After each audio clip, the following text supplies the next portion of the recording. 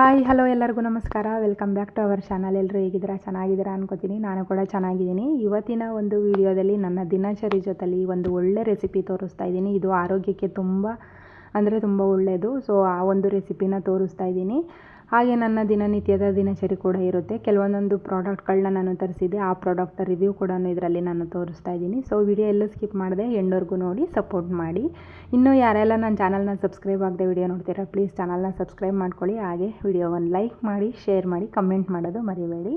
ವರಮಹಾಲಕ್ಷ್ಮಿ ಹಬ್ಬಕ್ಕೆ ಎಲ್ಲ ಮನೆ ಕೆಲಸ ಎಲ್ಲ ಮುಗಿಸ್ಕೊಂಡೆ ಮನೆಯೆಲ್ಲ ಕ್ಲೀನ್ ಮಾಡ್ತಿದ್ದೆ. ಡಾಲ್ಗಳೆಲ್ಲ ತೆಗೆದ್ಬಿಟ್ಟು ಒಳಗಡೆ ತುಂಬಿರ್ತಾರಲ್ಲ ಹತ್ತಿ, ಅದನ್ನೆಲ್ಲ ತೆಗೆದು ಡಾಲ್ಗಳದ್ದು ಕವರ್ ಏನಿರುತ್ತೆ ಮೇಲ್ಗಡೆ ಅದನ್ನು ತೊಳೆದ್ಬಿಟ್ಟು ಹಾಕಿದ್ದೀನಿ. ಹಾಗೆ ಒಳಗಡೆ ನಾನು ಏನೇನೆಲ್ಲ ಕ್ರಾಫ್ಟ್ ಇತ್ತೋ ಅವನ್ನೆಲ್ಲನೂ ಕೂಡ ತೊಳೆದು ಹಾಕಿದ್ದೀನಿ. ಸ್ವಲ್ಪ ಪಾತ್ರೆಗಳಿತ್ತು ತೊಳೆಯೋದು, ಅದನ್ನು ಕೂಡ ತೊಳೆದಿಟ್ಟಿದ್ದೀನಿ.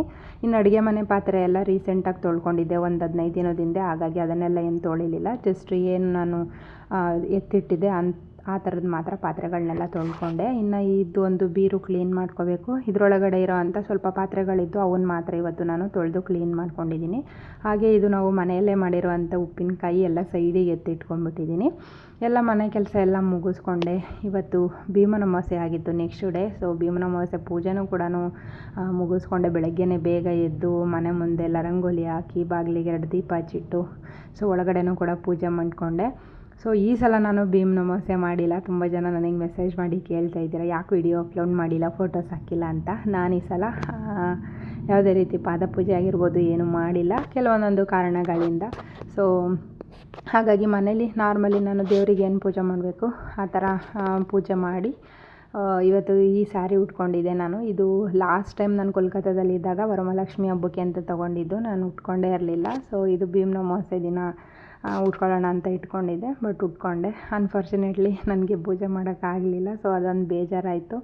ಏನೂ ಮಾಡೋಂಗಿಲ್ಲ. ಕೆಲವೊಂದೊಂದು ಸಲ ಬೇಜಾರೂ ಆಗುತ್ತೆ, ಖುಷಿನೂ ಆಗುತ್ತೆ, ಎಲ್ಲದೂ ಇರುತ್ತೆ. ಜೀವನ ಅಂದಮೇಲೆ ಅಪ್ಸ್ ಆ್ಯಂಡ್ ಡೌನ್ಸ್ ಇದ್ದೇ ಇರುತ್ತೆ. ಸೊ ಇದು ಮತ್ತೆ ನೆಕ್ಸ್ಟ್ ಡೇದು ಒಳಗಡೆ ಬೆಡ್ ಕವರ್ನೆಲ್ಲ ತೆಗೆದ್ಬಿಟ್ಟು ಬೆಡ್ನೆಲ್ಲ ಕ್ಲೀನ್ ಮಾಡಿಕೊಂಡು, ಸ್ವಲ್ಪ ಧೂಳೆಲ್ಲ ಇರುತ್ತಲ್ಲ ಅದನ್ನೆಲ್ಲ ತೆಗೆದು ಕ್ಲೀನ್ ಮಾಡ್ಕೊಳ್ಳೋಣ ಅಂತ ಅಂದ್ಬಿಟ್ಟು ಎಲ್ಲ ಕ್ಲೀನ್ ಮಾಡಿಕೊಂಡೆ. ಇನ್ನು ಆಚೆ ಇರೋ ಮಂಚ ಎಲ್ಲ ತೆಗೆದು ಆ ರೂಮಿಗೆ ಶಿಫ್ಟ್ ಮಾಡಬೇಕು. ಸೊ ಅದಕ್ಕೋಸ್ಕರ ಅದರ ಮೇಲ್ಗಡೆ ಇರೋ ಅಂಥದ್ದೆಲ್ಲದನ್ನು ತೆಗೆದೆ. ಸೊ ಊರಿಂದ ಅಪ್ಪ ಕೂಡ ಬಂದಿದ್ದಾರೆ, ಅದಕ್ಕೋಸ್ಕರ. ನಾನು ಈ ಒಂದು ಪ್ರಾಡಕ್ಟ್ನ ಮೀಶೋಯಿಂದ ತರಿಸ್ಕೊಂಡಿದ್ದೆ. ಮಸ್ಟರ್ಡ್ ಕಲರು ತುಂಬ ಬ್ಯೂಟಿಫುಲ್ ಆಗಿದೆ. ನನಗಂತೂ ಸಖತ್ ಇಷ್ಟ ಆಯಿತು. ಸೊ ಇದ್ರ ಕ್ವಾಲಿಟಿನೂ ಅಷ್ಟೇ ನಾವು ಮಾತಾಡೋಂಗಿಲ್ಲ, ಅಷ್ಟು ಚೆನ್ನಾಗಿದೆ. ಕಡಿಮೆ ಪ್ರೈಸ್ಗೆ ಮೀಶೋದಲ್ಲಿ ಎಷ್ಟು ಚೆನ್ನಾಗಿರೋ ಒಳ್ಳೆ ಕ್ವಾಲಿಟಿ ಬಟ್ಟೆಗಳನ್ನ ಕೊಡ್ತಾರೆ ಅಂದರೆ ಅದು ನಂಬೋಕ್ಕಾಗಲ್ಲ, ಅಷ್ಟು ಚೆನ್ನಾಗಿರುತ್ತೆ. ಈ ಒಂದು ಡ್ರೆಸ್ನ ನಾವು ನಾರ್ಮಲಿ ಕುರ್ತಾ ಥರ ಬೇಕಾದ್ರೂ ಯೂಸ್ ಮಾಡ್ಕೋಬೋದು. ಇಲ್ಲ ವೇಸ್ಕೋಟ್ ಮೇಲ್ಗಡೆ ವೇಸ್ಕೋಟ್ ಹಾಕ್ಕೊಂಡು ಕೂಡ ಶ್ರಗ್ ಹಾಕ್ಕೊಂಡು ಕೂಡ ನಾವು ವೇರ್ ಮಾಡ್ಬೋದು. ನಾನು ವೇರ್ ಮಾಡಿ ತೋರಿಸ್ತಾ ಇದ್ದೀನಿ, ನೋಡ್ತಾ ಇರ್ಬೋದು. ಈ ರೀತಿಯಾಗಿದೆ. ನಾನು ಫಸ್ಟ್ ಟೈಮು ಈ ಥರ ವೆಸ್ಟರ್ನ್ ಡ್ರೆಸ್ ತೊಗೊಂಡಿರೋದು, ಇಷ್ಟಪಟ್ಟು ತೊಗೊಂಡೆ, ತುಂಬ ಚೆನ್ನಾಗಿದೆ ಅಂತ ಹೇಳ್ಬಿಟ್ಟು. ಸೊ ಈ ಪ್ರಾಡಕ್ಟ್ ಲಿಂಕು ಬೇಕಂತಂದರೆ ಡಿಸ್ಕ್ರಿಪ್ಷನಲ್ಲಿ ಹಾಕಿರ್ತೀನಿ, ಚೆಕ್ ಮಾಡಿ. ಇಲ್ಲಾಂದರೆ ಕಮೆಂಟ್ ಮಾಡಿ, ನಾನು ಲಿಂಕ್ನ ಕಳಿಸ್ಕೊಡ್ತೀನಿ. ನಾನು ನೆಕ್ಸ್ಟು 2 ಕುರ್ತಾ ಸೆಟ್ ತರಿಸ್ಕೊಂಡಿದ್ದೆ. ಇದನ್ನು ತುಂಬ ಚೆನ್ನಾಗಿದೆ. ದುಪ್ಪಟ್ಟ ಮತ್ತು ಕುರ್ತಾ ಬಂದಿತ್ತು. ನಾವು ಲೆಗ್ಗಿನ್ಸ್ ಜೊತೆಲಿ ಇದು ವೇರ್ ಮಾಡೋ ಅಂಥದ್ದು, ಫುಲ್ ಸ್ಲೀವ್ ಇರೋ ಅಂಥದ್ದು. ಒಂದು ಬ್ಲ್ಯಾಕ್ ಮತ್ತು ಯೆಲ್ಲೋ ವೈಟ್ ಮಿಕ್ಸ್ ಇರೋ ಅಂಥದ್ದು, ಮಲ್ಟಿ ಕಲರ್ ಮಿಕ್ಸಲ್ಲಿರೋ ಅಂಥದ್ದು. ನೋಡ್ತಾ ಇರ್ಬೋದು, ಸ್ಲೀವ್ ಫುಲ್ ಉದ್ದ ಇದೆ. ಬ್ಯಾಕ್ ಡಿಸೈನ್ ಅಂತೂ ಸೂಪರಾಗಿ ಕೊಟ್ಟಿದ್ದಾರೆ, ನೋಡ್ತಾ ಇರ್ಬೋದು. ಇದು ನೀಟಾಗಿ ಅದನ್ನು ಫಿಟ್ಟಿಂಗ್ ಇಟ್ಕೊಂಡ್ಬಿಟ್ಟು ಏನಾದರೂ ಲೂಸ್ ಆದರೆ ಅದನ್ನೆಲ್ಲ ನೀಟಾಗಿ ಸ್ವಲ್ಪ ಸ್ಟಿಚ್ ಮಾಡಿಕೊಂಡು ಹಾಕೊಂಡ್ಬಿಟ್ರೆ ತುಂಬ ಚೆನ್ನಾಗಿ ಕಾಣಿಸುತ್ತೆ. ಸೇಮ್ ನಾವು ಹೊಲಿಸಿದ್ದೀವೇನೋ ಅನ್ನೋ ಥರನೇ, ಅಳತೆ ಕೊಟ್ಟು ಹೊಲಿಸಿದ್ದೀವಿ ಅನ್ನಿಸ್ಬೇಕು, ಆ ರೀತಿಯಾಗಿ ಕಾಣಿಸುತ್ತೆ, ಅಷ್ಟು ಚೆನ್ನಾಗಿದೆ. ನೆಕ್ಸ್ಟು ಇದನ್ನು ಸೇಮೇ, ಬಟ್ ಕಲರ್ ಚೇಂಜ್ ಇತ್ತು, ಅದಕ್ಕೋಸ್ಕರ ಈ ಕಲರ್ ತೊಗೊಂಡಿದ್ದೀನಿ. ನೋಡಿ, ಇದು ಈ ರೀತಿಯಾಗಿದೆ. ಎರಡೂ ಕೂಡ ಫುಲ್ ಸ್ಲೀವ್ ಇದೆ, ಬಟ್ ಕಲರ್ ಬೇರೆ ತೊಗೊಂಡಿದ್ದೀನಿ. ತುಂಬ ಚೆನ್ನಾಗಿದೆ. ಕ್ಲೋತ್ ಅಂತ ಬಂದರೆ ಅದರ ಕ್ವಾಲಿಟಿನೂ ಕೂಡ ತುಂಬ ಚೆನ್ನಾಗಿದೆ, ನನಗೆ ಇಷ್ಟ ಆಯಿತು. ಅದರಲ್ಲೂ ದುಪ್ಪಟ್ಟ ಮಾತ್ರ ತುಂಬ ಇಷ್ಟ ಆಯಿತು ನನಗೆ. ಬಾರ್ಡ್ರಲ್ಲಿ ಈ ರೀತಿಯಾಗಿ ಕೊಟ್ಟಿದ್ದಾರೆ. ವೇರ್ ಮಾಡಿ ಕೂಡ ತೋರಿಸ್ತಾ ಇದ್ದೀನಿ, ನೋಡ್ತಿರ್ಬೋದು ಎಷ್ಟು ಕಂಫರ್ಟಬಲ್ ಆಗಿದೆ ಅಂದರೆ ತುಂಬ ಚೆನ್ನಾಗಿದೆ. ಡ್ರೆಸ್ಗಳ ಲಿಂಕ್ ಬೇಕಂದರೆ ಲಿಂಕ್ ಅಂತ ಕಮೆಂಟ್ ಮಾಡಿ, ಇಲ್ಲ ಡಿಸ್ಕ್ರಿಪ್ಷನಲ್ಲಿ ಹಾಕಿರ್ತೀನಿ, ಚೆಕ್ ಮಾಡಿ. ಇದು ನಾಗರ ಪಂಚಮಿ ದಿನದ್ದು. ಸೊ ಅವತ್ತು ಮನೇಲಿ ಪೂಜೆ ಎಲ್ಲ ಮುಗಿಸಿ ಮನೆ ಎಲ್ಲ ಕೆಲಸ ಮುಗಿಸ್ಕೊಂಡು ರಾತ್ರಿನೇ ಎಲ್ಲ ಪ್ರಿಪ್ರೇಷನ್ ಮಾಡ್ಕೊಂಡಿದ್ದೆ. ಸೊ 2 ವರ್ಷದಿಂದ ನಾನು ನಾಗರಕಲ್ಲಿ ಪೂಜೆ ಮಾಡ್ತಾಯಿದ್ದೀನಿ. ಸೊ ಈ ವರ್ಷವೂ ಮಿಸ್ ಮಾಡ್ಕೊಳ್ಳೋದು ಬೇಡ ಅಂತಂದ್ಬಿಟ್ಟು ಫಸ್ಟು ಮನೇಲೆಲ್ಲ ಕ್ಲೀನ್ ಮಾಡಿಕೊಂಡು ಮನೆ ಕೆಲಸ ಎಲ್ಲ ಮುಗಿಸಿ ದೇವ್ರ ಪೂಜೆ ಎಲ್ಲ ಮಾಡಿ ನಾನು 3 ಗಂಟೆಗೆ ಎದ್ದು ಎಲ್ಲ ಕೆಲಸನೂ ಮುಗಿಸ್ಕೊಂಡೆ. ಇನ್ನು ದೇವಸ್ಥಾನಕ್ಕೆ ಏನೇನೆಲ್ಲ ತಗೊಂಡೋಗ್ಬೇಕಿತ್ತು, ಲಾಸ್ಟ್ ಟೈಮ್ ಶೋವರೆಲ್ಲ ಹೇಳ್ಕೊಟ್ಟಿದ್ರು. ಸೊ ಅದೇ ಥರ ಎಲ್ಲ ತೊಗೊಂಡು ದೇವಸ್ಥಾನಕ್ಕೆ ಹೋಗೋಣ ಅಂತ ಹೋಗ್ತಾಯಿದ್ದೀನಿ. ಶಿವರು ಕೂಡ ಇರಲಿಲ್ಲ, ಊರಿಗೆ ಹೋಗಿದ್ರು. ಸೊ ಅಪ್ಪಾಜಿಗೆ ತುಂಬ ಹುಷಾರಿರಲಿಲ್ಲ. ಸೊ ಅದಕ್ಕೋಸ್ಕರ ಅರ್ಜೆಂಟಾಗಿ ಎಮರ್ಜೆನ್ಸಿ ರಜೆ ತೊಗೊಂಡು ಅವ್ರು ಊರಿಗೆ ಹೋದರು. ನಾನು ಪ್ರೀತಿ ಇಬ್ಬರೇ ಮಾತ್ರ ಮನೇಲಿ ಇದ್ದಿದ್ದು. ಸೊ ನಾವು ರಾತ್ರಿ ಕೂಡ ನಿದ್ದೆ ಬರಲಿಲ್ಲ. ಸೊ ಹಾಗಾಗಿ ಬೇಗ ಎದ್ಬಿಟ್ಟು ಮನೆ ಕೆಲಸ ಎಲ್ಲ ಮುಗಿಸ್ಕೊಂಡು ಅವ್ರು ಬರೋ ಅಷ್ಟರೊಳಗೆ ದೇವಸ್ಥಾನಕ್ಕೆ ಹೋಗಿ ಬಂದುಬಿಡೋಣ ಅಂತ ಸುಮಾರು ಒಂದು 2-3 ದಿನ ಆಗಿತ್ತು ಅವ್ರು ಹೋಗಿ. ಅವ್ರು ಬರೋ ಅಷ್ಟರೊಳಗೆ ಇನ್ನು ದೇವಸ್ಥಾನಕ್ಕೆ ಹೋಗಿ ಬಂದು ಮನೇಲಿ ತಿಂಡಿ ಎಲ್ಲ ಮಾಡೋದಿರುತ್ತಲ್ಲ, ಇನ್ನು ಅಪ್ಪನ ಬೇರೆ ಕರ್ಕೊಂಡು ಬರ್ತಾರೆ ಅಂತ ಅಂದ್ಬಿಟ್ಟು ಬೆಳಗ್ಗೆನೇ ಹೊರಟ್ವಿ. ನಮ್ಮ ಮನೆ ಹತ್ರದಿಂದ ಸುಮಾರು ಒಂದು 10 ನಿಮಿಷ ಆಗುತ್ತೆ ಅಲ್ಲಿಗೆ ಹೋಗೋಕ್ಕೆ. ಸೊ ನಾವು ಹೋಗೋ ಅಷ್ಟರೊಳಗೇ ಆಲ್ರೆಡಿ ತುಂಬ ಜನ ಇದ್ದರು. ಒಬ್ಬೊಬ್ಬಳೇ ನಾನು ಗಾಡಿ ಓಡಿಸಿದ್ದೇ ಇಲ್ಲ. ನಾನು ಬೆಂಗಳೂರಲ್ಲಿದ್ದಾಗಲೂ ಅಷ್ಟೇ ಶಿವರು ಹೆಂಗೆ ನಿಲ್ಸೋಗಿರ್ತಾರೆ ಹಂಗೆ ಇರ್ತಿತ್ತು. ಎಲ್ಲಾದರೂ ಅಪರೂಪ ನಾನು ಗಾಡಿ ತೊಗೊಂಡು ಹೋಗ್ತಿದ್ದಿಲ್ಲ, ಆಟೋದಲ್ಲೇ ಓಡಾಡ್ತಿದ್ದೆ. ಫಸ್ಟ್ ಟೈಮ್ ನಾನಿಲ್ಲಿ ಇಂಡಿಪೆಂಡೆಂಟಾಗಿ ಇರೋ ಅಂಥದ್ದು, ಓಡಾಡೋ ಅಂಥದ್ದು, ಏನಾದರೂ ತರೋ ಅಂಥದ್ದು ಎಲ್ಲ ಮಾಡ್ತಾಯಿದ್ದೀನಿ. ನನ್ನ ಮೇಲೆ ನನಗೆ ಒಂಥರ ಕಾನ್ಫಿಡೆಂಟ್ ಬಂದುಬಿಟ್ಟಿದೆ ಇವಾಗ. ಇಷ್ಟು ದೂರ ನಾನು ಒಬ್ಬಳೇ ಫಸ್ಟ್ ಟೈಮ್ ಬಂದಿರೋದು ಗಾಡಿ ತೊಗೊಂಡು. ಸ್ವಲ್ಪ ಭಯನೂ ಕೂಡ ಆಗ್ತಿತ್ತು. ಹಾಗೆ ನಿಧಾನಕ್ಕೆ ತೊಗೊಂಡೋದೆ, ಯಾಕಂದರೆ ತುಂಬ ಜನ ಇದ್ದರು. ನಾನು ಆ ಥರ ಎಲ್ಲ ಜನ ಇದ್ದಾಗೆಲ್ಲ ಮತ್ತು ಟ್ರಾಫಿಕಲ್ಲೆಲ್ಲ ಗಾಡಿ ಓಡಿಸಿ ನನಗೆ ಅಭ್ಯಾಸನೇ ಇಲ್ಲ. ಬಟ್ ಓಕೆ, ತುಂಬ ಪರ್ಫೆಕ್ಟಾಗಿ ಓಡಿಸ್ತೀನಿ ಅಂತಲ್ಲ, ಬಟ್ ಯಾರಿಗೇನು ತೊಂದರೆ ಆಗೋದು ರೀತಿ, ನನಗೂ ಏನೂ ತೊಂದರೆ ಆಗೋದು ರೀತಿ, ಮೇಯ್ನ್ಲಿ ನನ್ನ ಗಾಡಿಗೆ ಏನೂ ತೊಂದರೆ ಆಗಬಾರ್ದು ಆ ಥರ ಗಾಡಿ ಓಡಿಸ್ತೀನಿ. ಸೊ ಒಂಥರ ಖುಷಿ ಅನ್ನಿಸ್ತು ನನಗೆ, ಇಷ್ಟು ದೂರ ಬಂದಿದ್ದೀನಿ ನಾನು ಅಂತ. ಯಾಕಂದರೆ ಹೆಣ್ಮಕ್ಳಿಗೆ ನಾವು ಯಾರ ಮೇಲೂ ಡಿಪೆಂಡ್ ಆಗ್ದಂಗೆ, ಯಾರಿಲ್ಲ ಅಂದ್ರೂ ನಾವು ಒಬ್ಬರು ಬದುಕು ತೋರಿಸ್ತೀವಿ ಅನ್ನೋದೊಂದು ಕಾನ್ಫಿಡೆಂಟ್ ಇರಬೇಕು. ಸೊ ಆ ಕಾನ್ಫಿಡೆಂಟ್ ನನಗೆ ಇತ್ತೀಚೆಗೆ ಬರ್ತಾಯಿದೆ. ದೇವಸ್ಥಾನದಲ್ಲಿ ನಾವು ಹೋಗೋಷ್ಟರೊಳಗೆ ಆಲ್ರೆಡಿ ತುಂಬ ಜನ ಇದ್ದರು. ಬಟ್ ನಮಗೆ ಅಲ್ಲಿ ಏನಂದರೆ ತನಿ ಏರಲಿಕ್ಕೆ ನಾಗರ ಕಲ್ಲು ಸಿಗಲ್ಲ. ಎಲ್ಲರೂ ಆಲ್ರೆಡಿ ಸುತ್ತ ಕವರ್ ಆಗಿಬಿಟ್ಟಿರ್ತಾರೆ, ನೋಡ್ತಿರ್ಬೋದು. ಬಟ್ ನಾವು ಎಲ್ಲಾದರೂ ಒಂದು ಕಡೆ ನಿಂತ್ಕೊಂಡು ಯಾರಾದರೂ ಪೂಜೆ ಮಾಡೋಗಿರ್ತಾರಲ್ಲ, ಅದನ್ನೇ ಮತ್ತು ಎಲ್ಲ ನೀಟಾಗಿ ತೊಳೆದು ಎಲ್ಲ ತೆಗ್ದು ನಾವು ಮಾಮೂಲಿ ಮೊದಲಿಂದ ಅಭಿಷೇಕ ಎಲ್ಲ ಮಾಡಿ ಪೂಜೆ ಮಾಡ್ಕೋಬೋದು. ಸೊ ಆ ಥರ ಇರುತ್ತೆ. ಮೊದಲೆಲ್ಲ ನಾನು ಈ ಥರ ಪೂಜೆ ಎಲ್ಲ ನಾನು ಮಾಡಿದ್ದೇ ಇಲ್ಲ. ಇವಾಗ ರೀಸೆಂಟಾಗಿ ಎಲ್ಲ ನೋಡಿ ಗೂಗಲಿಂದ ಅಷ್ಟು ತುಂಬ ತಿಳ್ಕೊಂಡಿದ್ದೀನಿ ನಾನು. ನಿಜ ಹೇಳ್ಬೇಕಂದ್ರೆ ಗೂಗಲ್ ನನಗೆ ತುಂಬಾ ಹೆಲ್ಪ್ ಮಾಡ್ತಾಯಿದೆ. ಪೂಜೆ ವಿಚಾರದಲ್ಲಾಗಿರ್ಬೋದು, ಬೇರೆ ಯಾವುದೇ ಆಗಿರ್ಬೋದು. ಪೇಷನ್ಸ್ ಅನ್ನೋದು ಏನು ಅನ್ನೋದು ನಾನು ಗೂಗಲಿಂದನೇ ಕಲ್ತಿದ್ದು. ನಾನು ಏನೇ ಕೇಳಿದ್ರೂ ಅದು ಎಷ್ಟು ತಾಳ್ಮೆಯಿಂದ ಉತ್ತರ ಕೊಡುತ್ತೆ ಅಂದರೆ ಯಾವ ಮನುಷ್ಯರು ಕೈಲೂ ಕೊಡೋಕ್ಕಾಗಲ್ಲ. ಹಾಗೆ ನನ್ನ ಪೂಜೆ ಬಗ್ಗೆಯೂ ಅಷ್ಟೇ, ನನಗಿರೋ ಗೊಂದಲಗಳ ಬಗ್ಗೆ ಎಲ್ಲ, ನಾನು ಡೌಟ್ಸ್ಗಳ ಬಗ್ಗೆ ಎಲ್ಲ ಕೇಳಿಕೊಂಡು ಅದ್ರ ಬಗ್ಗೆ ಎಲ್ಲ ಕ್ಲಾರಿಟಿ ಕೊಡುತ್ತೆ. ಸೊ ಅದರಿಂದನೇ ಸ್ವಲ್ಪ ತಿಳ್ಕೊಂಡು ಸರಿನೋ ತಪ್ಪು ಅಂತ ಇನ್ನೂ ಒಂದು ಸಲ ಅಲ್ಲ 2 ಸಲ ಯೋಚನೆ ಮಾಡಿ ನಾನು ಪೂಜೆಗೆಲ್ಲ ಸಿದ್ಧ ಮಾಡಿಕೊಂಡೆ. ಸೊ ಮೊದಲಿಗೆ ನಾನು ನೀರಿಂದ ಎಲ್ಲ ತೊಳೆದು ಹಾಲಿಂದ ಅಭಿಷೇಕ ಮಾಡಿ, ಮತ್ತು ಮೊಸರು ಮತ್ತು ಹಾಗೆ ಜೇನುತುಪ್ಪ ಇದಿಷ್ಟನ್ನು ತೊಗೊಂಡು ಬಂದಿದ್ದೆ. ಎಲ್ಲ ಲೀಸ್ಟ್ ಮಾಡ್ಕೊಂಡಿದ್ದೆ. ಲಾಸ್ಟ್ ಟೈಮು ಸೇಮ್ ಇದೇ ಥರ ಇತ್ತು. ಏನು ತಪ್ಪಿದೆಯೋ ಸರಿ ಇದೆಯೋ ನನಗೆ ಗೊತ್ತಿಲ್ಲ, ಎಲ್ಲ ಭಗವಂತನಿಗೆ ಬಿಟ್ಟಿದ್ದು ಅಂತ ಲಾಸ್ಟಲ್ಲಿ ಒಂದು ಕ್ಷಮೆ ಕೇಳಿಕೊಂಡು ಪೂಜೆ ಮಾಡಿಬಿಟ್ಟೆ. ಮನಸ್ಸಲ್ಲಿರೋದನ್ನೆಲ್ಲ ಸಂಕಲ್ಪ ಮಾಡಿಕೊಂಡು ಹಾಗೆ ದೇವರಿಗೆ ಅಭಿಷೇಕ ಎಲ್ಲ ಮಾಡಿಕೊಂಡೆ. ನೈವೇದ್ಯಕ್ಕೆ ಮಾಮೂಲಿ ಚಿಗಣಿ ತಂಬಿಟ್ಟು ಮಾಡ್ಕೊಂಡಿದ್ದೆ. ಹಾಗೆ ಹಣ್ಣುಗಳು ತಗೊಂಡೋಗಿದ್ದೆ. ಸೊ ಇದಿಷ್ಟನ್ನು ತಗೊಂಡೋಗಿದ್ದೆ. ಮತ್ತು ಪೂಜೆ ಸಾಮಾನು ನಾಗರ ಹಬ್ಬಕ್ಕೆ ಅಂತಲೇ ಬೇರೆ ಎಲ್ಲ ಅದು ಅರಿಶಿನ ಕುಂಕುಮ ಮತ್ತು ಗಂಧ ಎಲ್ಲ ಪ್ರತಿಯೊಂದೂ ಹೊಸದಾಗಿ ನಾನು ಊದ್ಬತ್ತಿ ಕರ್ಪೂರದಿಂದನೂ ಎಲ್ಲ ಬೇರೆ ಸಪ್ರೇಟಾಗಿ ತಗೊಂಡಿದ್ದೆ. ನಾವು ಯೂಸ್ ಮಾಡಿರೋದು ಮನೆಯಿಂದ ಯಾವುದನ್ನು ಕೂಡ ನಾನು ತೊಗೊಂಡಿರಲಿಲ್ಲ. ಸೊ ಅದು ಸ್ವಲ್ಪ ಭಯ ಇರೋವಂಥ ಪೂಜೆನೇ ಅಲ್ವಾ. ಸೊ ಅದಕ್ಕೋಸ್ಕರ ಎಲ್ಲ ಮಡಿಯಿಂದ ನೀಟಾಗಿ ಶ್ರದ್ಧಾ ಭಕ್ತಿಯಿಂದ ನಾನು ಪೂಜೆ ಮಾಡಿಕೊಂಡೆ. ಸೊ ಗೊತ್ತಿಲ್ಲ ಇದರಲ್ಲಿ ಸರಿ ಯಾವುದು ತಪ್ಪು ಯಾವುದು ಅಂತ. ಎಲ್ಲ ಭಗವಂತನಿಗೆ ಬಿಟ್ಟಿದ್ದು, ತಾನೇ ಯಾರನ್ನೂ ಕಲಿಯಲ್ಲ. ಸೊ ಎಲ್ಲ ದಿನ ಕಳೀತಾ ಹೋಗುತ್ತೆ. ಇದರಲ್ಲಿ ಏಜ್ ಮ್ಯಾಟ್ರೇ ಆಗೋಲ್ಲ. ಎಷ್ಟೋ ಸಲ ನಮಗೆ ಎಷ್ಟೇ ವಯಸ್ಸಾಗಿದ್ರು, ಎಷ್ಟೇ ಜನ ಜೊತೆ ಬೆರೆತ್ರೂ ಕೂಡ, ನಾವು ಏನೆಲ್ಲ ತಿಳಿದ್ರೂ ಕೂಡ ಇನ್ನೂ ಏನೋ ಲೋಪ ಇದೆ, ಇನ್ನೂ ಏನೋ ನಾವು ಕಲಿಬೇಕಿತ್ತು, ಇನ್ನೂ ಏನೋ ಕಡಿಮೆ ಇದೆ ಅಂತ ಅನಿಸುತ್ತೆ ಹೊರತು ಎಲ್ಲ ಪರ್ಫೆಕ್ಟ್ ಅಂತ ಹೇಳೋಕ್ಕಾಗಲ್ಲ. ಸೊ ಗೊತ್ತಿರೋ ಥರ ಭಗವಂತಂಗೊಂದು ಸೇವೆ ಮಾಡೋದಷ್ಟೇ. ಬಟ್ ಮಾಡೋ ಸೇವೆಯಲ್ಲಿ ನಿಸ್ವಾರ್ಥ ಇರಬೇಕು. ಸ್ವಾರ್ಥ ಹಿಡ್ಕೊಂಡು ಪೂಜೆ ಮಾಡಿದ್ರೆ ಯಾವ ದೇವ್ರೂ ಕೂಡ ಏನೂ ಕೊಡಲ್ಲ ಅಂತಾರಲ್ಲ, ಹಂಗೆ ಎಷ್ಟೋ ಸಲ ನಾವು ನಿಸ್ವಾರ್ಥವಾಗಿ ಪೂಜೆ ಮಾಡಿದ್ರೇ ಫಲ ಕೊಡೋದು ತುಂಬ ಲೇಟ್ ಆಗುತ್ತೆ. ಇನ್ನು ಸ್ವಾರ್ಥ ಇಟ್ಕೊಂಡು ಪೂಜೆ ಮಾಡಿದ್ರೆ ಫಲ ಕೊಡ್ತಾನೆ ದೇವರು. ವಾಯ್ಸ್ ಓವರ್ ಕೊಡಬೇಕಾದ್ರೆ ನಾನು ಸ್ವಲ್ಪ ನಿಧಾನವಾಗಿ ಮಾತಾಡ್ತಿದ್ದೀನಿ, ದಯವಿಟ್ಟು ಯಾರೂ ಬೇಜಾರು ಮಾಡ್ಕೋಬೇಡಿ. ಯಾಕಂದರೆ ಮನೇಲಿ ಅಪ್ಪ ಇರೋದ್ರಿಂದ ಸ್ವಲ್ಪ ಜೋರಾಗಿ ಮಾತಾಡೋಕ್ಕೆ ಮುಜುಗರ ಆಗುತ್ತೆ. ಸೊ ಅದಕ್ಕೋಸ್ಕರ ನಾನು ಎಷ್ಟಾಗುತ್ತೆ ಅಷ್ಟು ಸ್ವಲ್ಪ ನಿಧಾನವಾಗಿ ಮಾತಾಡ್ತಿದ್ದೀನಿ ಅಷ್ಟೇ. ಸೊ ಅವ್ರಿಗೂ ಕೂಡ ಹುಷಾರಿಲ್ಲ, ಊರಿಂದ ಬಂದಿದ್ದರು.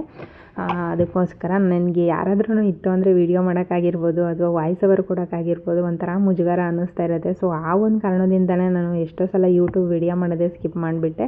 ಕೆಲವೊಂದೊಂದು ಸಲ ಅನ್ನಿಸ್ತಾ ಇರುತ್ತೆ, ನಾನು ಒಬ್ಬಳೇ ಇದ್ದಾಗ ಕಂಟಿನ್ಯೂಸ್ಲಿ ನಾನು ವೀಡಿಯೋ ಹಾಕೊಂಡು ಹೋಗ್ತಾಯಿದ್ದೆ. ಇವಾಗ ನಾನು ಶಿವರ ಜೊತೆಲಿದ್ದೀನಿ, ಆದರೂ ನಾನು ವೀಡಿಯೋ ಮಾಡೋಕ್ಕಾಗ್ತಿಲ್ವಲ್ಲ ಯಾಕೆ ಅಂತ. ಬಟ್ ಕೆಲವೊಂದೊಂದು ಕಾರಣನ ನಾನೇ ಕೂತು ಯೋಚನೆ ಮಾಡಿದ್ರೆ ಅನಿಸೋದೆ, ಅಲ್ಲಿ ನಾನು ಒಬ್ಬಳೇ ಇದ್ದೆ.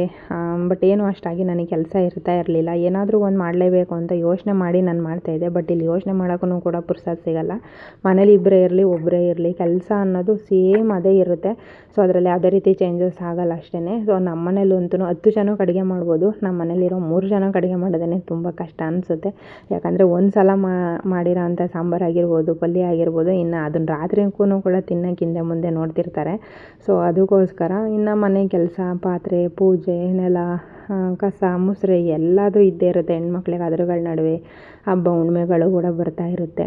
ಸೊ ಇಷ್ಟೆಲ್ಲ ನಾನು ಬ್ಯುಸಿ ಇಟ್ಕೊಂಡು ಕೆಲವೊಂದು ಸಲ ಅಂದ್ಕೊತಿರ್ತೀನಿ, ಟ್ರೈಪೋಡ್ ಇಟ್ಕೊಂಡು ನಾನು ಎಲ್ಲ ಹತ್ರನೂ ಓಡಾಡಿಕೊಂಡು ನಾನು ವಿಡಿಯೋ ಮಾಡೋ ಅಷ್ಟರೊಳಗೆ ಶಿವರಿಗೆ ಡ್ಯೂಟಿಗೆ ಟೈಮೇ ಆಗೋಗ್ಬಿಟ್ಟಿರುತ್ತೆ.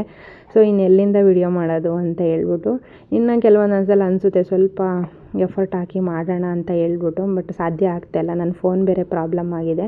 ನಾನು ಪ್ರತಿ ಸಲವೂ ಏನಾದರೂ ಒಂದು ನಿಷ್ಠೆಯಿಂದ ಮಾಡಬೇಕು ಅಂತ ಅಂದ್ಕೊತೀನಿ, ಆವಾಗೆಲ್ಲ ನನ್ನ ಫೋನ್ನ ಶಿವರು ಖರಾಬು ಮಾಡಾಕ್ಬಿಡ್ತಾರೆ.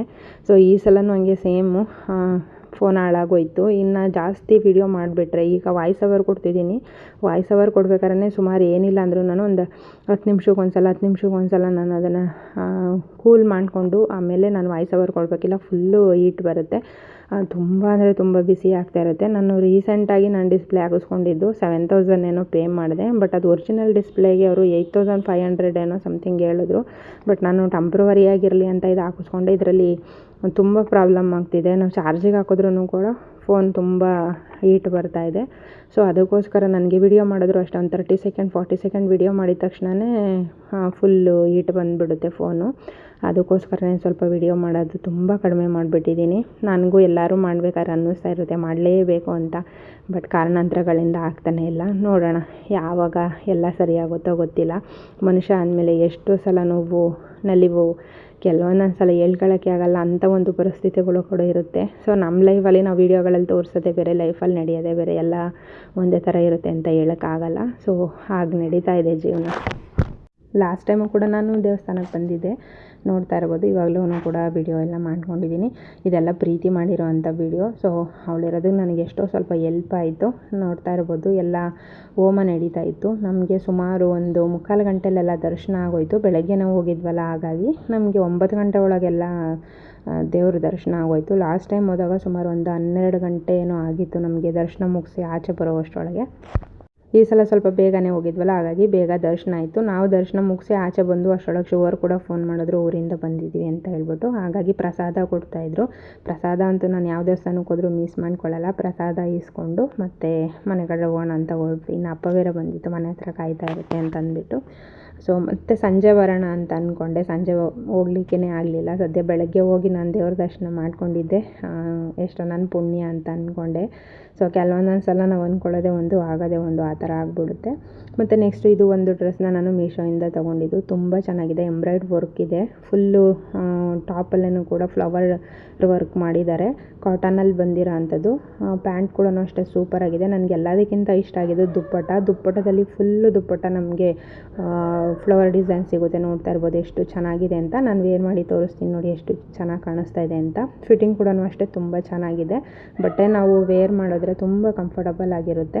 ಕ್ವಾಲಿಟಿನೂ ಕೂಡ ಅಷ್ಟೇ ತುಂಬ ಚೆನ್ನಾಗಿದೆ. ಈ ಡ್ರೆಸ್ಸು ಅಷ್ಟೇ ಲಿಂಕ್ ಬೇಕಂದರೆ ಲಿಂಕ್ ಅಂತ ಕಮೆಂಟ್ ಮಾಡಿ, ನಾನು ಲಿಂಕ್ನ ಕಳಿಸ್ಕೊಡ್ತೀನಿ.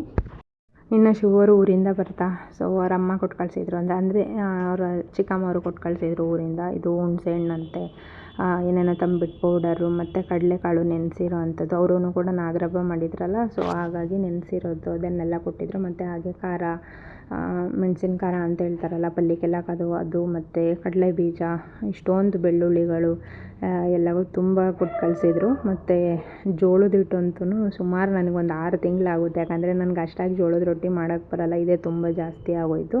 ಇಷ್ಟು ಜೋಳದ ಹಿಟ್ಟು ಕೊಟ್ಟಿದ್ದಾರೆ. ಮತ್ತು ಶಾವಿಗೆ ಕೂಡ ಅವರು ಮನೆಯಲ್ಲೇ ಮಾಡಿರೋ ಅಂಥದ್ದು ಇಷ್ಟು ಶಾವಿಗೆ ಕೊಟ್ಟಿದ್ದಾರೆ, ನೋಡ್ತಾ ಇರ್ಬೋದು.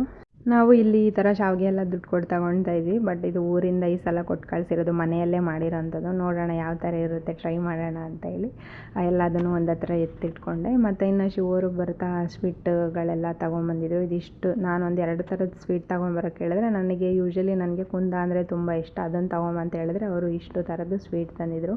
ಮತ್ತು ಮಿಕ್ಸರು ಅದನ್ನೆಲ್ಲ ತೊಗೊಂಡು ಬಂದಿದ್ರು. ಇಲ್ಲಿ ಸ್ವಲ್ಪ ಕರ್ನಾಟಕದ ಕಡೆ ಸಿಗೋವಂಥದ್ದೆಲ್ಲ ಸ್ವಲ್ಪ ಕಡಿಮೆ ಸಿಗೋದು. ಯೂಶ್ವಲಿ ಎಲ್ಲ ಒಂದೇ ಥರ ಸಿಗುತ್ತೆ, ಬಟ್ ಒಂದು ಸ್ವಲ್ಪ ಕಡಿಮೆ ಅಷ್ಟೇ. ಸೊ ಇದಿಷ್ಟು ಅಲ್ಲಿಂದ ಎತ್ಕೊಂಡು ಬಂದಿದ್ರು, ಹಾಗೆ ನಮ್ಮ ಅಪ್ಪನ ಕರ್ಕೊಂಡು. ಸೊ ನೋಡ್ತಾ ಇರ್ಬೋದು ಇದಿಷ್ಟು ಇದೆ. ಇವಾಗ ಇದನ್ನೆಲ್ಲ ಎತ್ತಿಟ್ಟು ಮತ್ತೆ ಇನ್ನು ಮನೆ ಕೆಲಸ ಎಲ್ಲ ಶುರು ಮಾಡ್ಕೋಬೇಕು. ಹಬ್ಬ ಹತ್ರ ಬರ್ತಾಯಿದೆ. ಸೊ ಇದು ಹಬ್ಬಕ್ಕಿಂತ ಮುಂಚೆ ಹಾಕಬೇಕಾಗಿರೋವಂಥ ವೀಡಿಯೋ, ಬಟ್ ಹಬ್ಬ ಎಲ್ಲ ಮುಗ್ದೋದ್ಮೇಲೆ ಅಪ್ಲೋಡ್ ಮಾಡ್ತಾಯಿದ್ದೀನಿ. ಸೊ ನನ್ನ ಹತ್ರ ಇವಾಗ ವೈಫೈ ಕೂಡ ಇಲ್ಲ, ಮೊಬೈಲ್ ನೆಟ್ವರ್ಕಿಂದನೇ ಕನೆಕ್ಟ್ ಮಾಡಿಕೊಂಡು ನೆಟ್ವರ್ಕ್ ಇದ್ದಾಗ ಹಾಕಬೇಕು. ಸೊ ಅದಕ್ಕೋಸ್ಕರ ಇದು ಒಂದು ರೆಸಿಪಿನ ನಾನು ತೋರಿಸ್ತಾ ಇದ್ದೀನಿ. ಇದು ಮಂಗರವಳ್ಳಿ ಅಂತ ನೀವು ಕೇಳಿರ್ತೀರ. ನಾನು ಆ ಒಂದು ಗಿಡನ ಮನೆ ಹತ್ರ ಹಾಕಿದ್ದೆ. ಸೊ ಅದ್ರದ್ದು ಇವತ್ತು ಚಟ್ನಿ ಮಾಡ್ತಾಯಿದ್ದೀನಿ. ಮೊದಲನೇದಾಗಿ ಒಂದು ಈರುಳ್ಳಿ, ಒಂದು ಬೆಳ್ಳುಳ್ಳಿ, ಸ್ವಲ್ಪ ಜೀರಿಗೆ, ಮೆಂತ್ಯ, ಹಾಗೆ ಮೆಣಸಿನ್ಕಾಯಿ, ಖಾರಕ್ಕೆ ಎಷ್ಟು ಬೇಕೋ ಅಷ್ಟು ಮೆಣಸಿನ್ಕಾಯಿ ತೊಗೊಂಡಿದ್ದೀನಿ. ಸ್ವಲ್ಪ ಹುಣಸೆಹಣ್ಣು ಹಾಕ್ಕೊಂಡು ನೀಟಾಗಿ ಚೆನ್ನಾಗೆಲ್ಲ ಹುರ್ಕೋತಾ ಇದ್ದೀನಿ ಒಂದು ಬಾಣಲೆಯಲ್ಲಿ. ಇವಾಗ ಅದನ್ನೆಲ್ಲ ಒಂದು ಪ್ಲೇಟಿಗೆ ಎತ್ತಿಟ್ಬಿಟ್ಟು ಮಂಗರವಳ್ಳಿನ ನೀಟಾಗಿ ಅದನ್ನು ಸೋಸಿ ಎತ್ತಿಟ್ಟಿದ್ರು ಶಿವರು, ಅದನ್ನೆಲ್ಲ ತೊಳೆದು. ಸೊ ಇದನ್ನು ಬಿಡಿಸ್ಬೇಕಾದ್ರೆ ಮತ್ತು ಅದು ಸಿಪ್ಪೆ ಎಲ್ಲ ತೆಗಿಬೇಕಾದ್ರೆ ಕೈಗೆ ಸ್ವಲ್ಪ ಎಣ್ಣೆ ಹಚ್ಕೊಂಡು ತೆಗೆದ್ರೆ ತುಂಬ ಚೆನ್ನಾಗಿರುತ್ತೆ. ಇದು BP ಶುಗರ್ಗಾಗಿರ್ಬೋದು, ಮೇಯ್ನ್ ಇದಕ್ಕೆ ಮೂಳೆಗಳಿಗೆ ತುಂಬ ಒಳ್ಳೆಯದು ಅಂತ ಹೇಳಿ ಇದನ್ನು ತಿಂತಾರೆ. ತುಂಬ ಅಂದರೆ ತುಂಬ ಮೆಡಿಸನ್ ಗುಣಗಳಿದೆ. ಬೇಕಾದರೆ ನೀವು ಗೂಗಲಲ್ಲಿ ಸರ್ಚ್ ಮಾಡಿ ನೋಡಿ, ಮಂಗರವಳ್ಳಿ ಅಂತ ಹೇಳ್ಬಿಟ್ಟು ಹಾಕಿ, ಆವಾಗ ಅದ್ರದ್ದು ಫುಲ್ ಹಿಸ್ಟ್ರಿನೇ ಕೊಡ್ತಾರೆ. ಸೊ ನಾನು ಅದನ್ನೆಲ್ಲ ನೀಟಾಗಿ ಸ್ವಲ್ಪ ಎಣ್ಣೆ ಹಾಕ್ಬಿಟ್ಟು ತೊಳೆದಿದ್ನಲ್ಲ, ಅದ್ರ ಜೊತೆಗೆ ಸ್ವಲ್ಪ ಕೊತ್ತಂಬರಿ ಸೊಪ್ಪು ಹಾಕ್ಕೊಂಡು, ನೀವು ಬೇಕಂದರೆ ಕರಿಬೇವಿನ ಸೊಪ್ಪನ್ನು ಕೂಡ ಹಾಕ್ಕೊಬೋದು. ಎಲ್ಲ ನೀಟಾಗಿ ಹುರಿದು ಎತ್ತಿಟ್ಕೊಂಡಿದ್ದೀನಿ. ಇದನ್ನು ಹುರಿದೇ ಮಾಡಬೇಕು, ಹಸಿನ ಮಾಡೋಕ್ಕಾಗಲ್ಲ. ನಾನು ಮಾಡಾದ್ಮೇಲೆ ಗೊತ್ತಾಗಿದ್ದು ಅದು ಚಟ್ನಿ ಎಷ್ಟು ಟೇಸ್ಟ್ ಆಗಿತ್ತು ಅಂತ. ತುಂಬ ಅಂದರೆ ತುಂಬ ಚೆನ್ನಾಗಿ ಬರುತ್ತೆ ಟೇಸ್ಟ್ ಮಾತ್ರ. ಇದು ಮೂಳೆಗಳಿಗೆ ತುಂಬ ಒಳ್ಳೆಯದು. ನಿಮಗೆಲ್ಲಾದರೂ ಇದು ಸಿಕ್ತು ಅಂತಂದರೆ ಒಂದೆರಡು ಅದು ಬೇರನ್ನ ತಂದು ಹಾಕಿ, ಅದು ಆರಾಮ್ಸೆ ಬೆಳೆಯುತ್ತೆ. ಅದಕ್ಕೇನು ಯಾವುದೇ ರೀತಿ ಆರೈಕೆ ಎಲ್ಲ ಬೇಕಾಗಿರಲ್ಲ. ತುಂಬ ಚೆನ್ನಾಗಿ ಬೇಗ ಗ್ರೋ ಆಗುತ್ತೆ. ಸೊ ಊಟ ಎಲ್ಲ ಮುಗಿಸ್ಕೊಂಡು ನಾವು ಡಿಮಾರ್ಟಿಗೆ ಹೋದ್ವಿ. ಹಬ್ಬದೆಲ್ಲ ಒಂದು ಸ್ವಲ್ಪ ರೇಷನ್ ಎಲ್ಲ ತಗೊಳ್ಬೇಕಾಗಿತ್ತು. ಹಾಗಾಗಿ ರೇಷನ್ ಎಲ್ಲ ತೊಗೊಂಡು ಬರೋಣ ಅಂತ ಹೇಳ್ಬಿಟ್ಟು. ಇದಿಷ್ಟು ನನ್ನ ಹಬ್ಬದ ಹಿಂದಿನ ದಿನಗಳ ವಿಡಿಯೋ ಆಗಿತ್ತು. ಹೇಗಿತ್ತು ಇವತ್ತಿನ ವಿಡಿಯೋ ಕಮೆಂಟ್ ಮಾಡಿ. ವಿಡಿಯೋ ಇಷ್ಟ ಆದರೆ ಒಂದು ಲೈಕ್ ಮಾಡಿ, ಶೇರ್ ಮಾಡಿ, ಹಾಗೆ ನನ್ನ ಚಾನಲ್ನ ಸಬ್ಸ್ಕ್ರೈಬ್ ಆಗೋದು ಮರಿಬೇಡಿ. ಸೊ ಮತ್ತೆ ಮುಂದಿನ ವಿಡಿಯೋದೊಟ್ಟಿಗೆ ಸಿಗ್ತೀನಿ. ಎಲ್ಲರಿಗೂ ನಮಸ್ಕಾರ. Thank you for watching. Love you. Take care.